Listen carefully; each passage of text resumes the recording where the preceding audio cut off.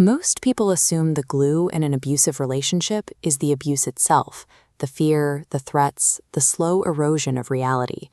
Logic suggests that pain should push a person out the door. Instead, the part the nervous system cannot stop replaying is the kindness that comes right after. The hand on your back at 3 in the morning, the unprompted Sunday breakfast.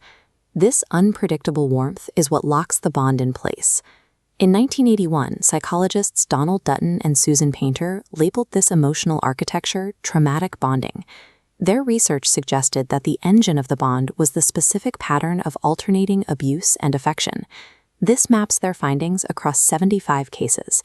The top graph shows severity of violence has almost no bearing on post-separation attachment. The bottom graph shows the intermittency of the abuse is the strongest predictor of whether someone stays.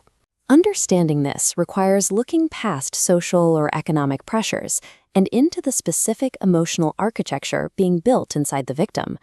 The blueprint for that architecture was discovered decades earlier in a small laboratory at Harvard University. Behavioral scientist B.F. Skinner spent years watching how reward schedules dictate the way animals and humans learn. Skinner found that when a pigeon is rewarded every time it presses a lever, it stops the behavior quickly once the rewards end.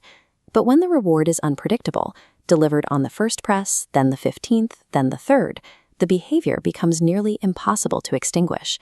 The pigeon keeps pressing long after the rewards have vanished. This is a variable ratio reinforcement schedule. It is the same mechanism that keeps a person sitting at a slot machine for 9 hours. As this timeline shows, the uncertainty of the payout creates a behavior that resists ending. Neuroscientists now recognize dopamine as a chemical of anticipation. It spikes hardest when there is a chance, but only a chance, of a reward. The not knowing is exactly what hooks the brain. A manipulative partner operates on this same schedule, turning a partner's nervous system into a slot machine where the payout is relief. This process unfolds in 7 recognizable stages, beginning with love bombing.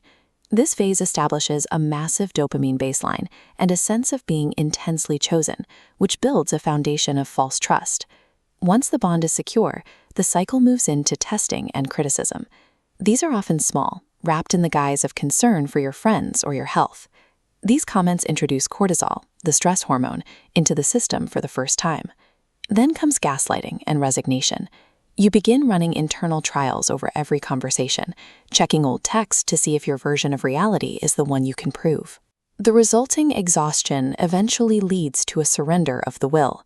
Because each stage is incremental and disguised as normalcy, the trap often closes completely before the victim notices that the version of themselves that existed before the relationship is gone. By the time a loss of self occurs, the victim has usually altered their hobbies, clothes, and social circle to avoid the partner's sighs of disappointment. This leads to emotional dependence. It is the realization that the only person who can soothe the pain of the relationship is the person causing it. Attachment researchers call this co-regulation under conditions of fear. The nervous system learns to find regulation only within the dynamic that threatens it, which is why outside advice often fails to resonate. At this stage, the variable schedule resets. Just as the victim reaches a breaking point, the partner reintroduces enough love bombing to trigger the loop all over again.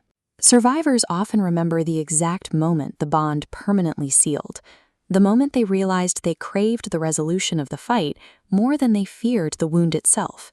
The reconciliation produces an extreme high. It is the physiological result of a massive cortisol crash meeting a sudden dopamine surge. These graphs show the contrast in chemical intensity. A healthy attachment on the right is a gentle, sustained wave. A trauma bond on the left relies on these erratic, extreme peaks. A stable partner literally cannot replicate the intensity of that high. This engineered relief occupies the same part of the body that love occupies, making it easy to mistake a biological payout for a profound connection. When a person leaves, they enter a period of literal neurological withdrawal.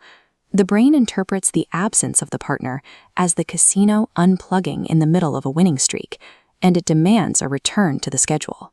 The internal voice insisting they weren't always like that is the addiction's language, focused on the intermittent rewards rather than the overall pattern.